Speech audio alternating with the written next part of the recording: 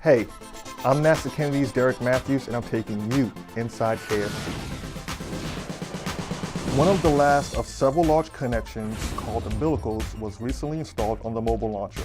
The interim cryogenic propulsion stage umbilical was lifted by crane and attached high on the tower of the mobile launcher, bringing the steel structure one step closer to supporting processing and launch of NASA's Orion spacecraft and Space Launch System rocket. The mobile launcher is designed to support assembly, testing, checkout, and servicing of the rocket, as well as transfer it to the pad and provide the platform from which it will launch.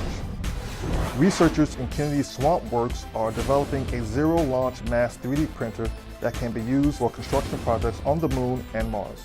Zero launch mass refers to the fact that the printer uses pellets made from simulated lunar regolith or dirt and polymers. This will prove that space explorers can use resources at their destination instead of taking everything with them, thus saving them launch mass and money. The Kennedy team is working with Marshall Space Flight Center and the U.S. Army Corps of Engineers to develop a system that can 3D print barracks in remote locations on Earth using the resources they have where they are. And remember, Spaceport Magazine digs deeper inside KSC.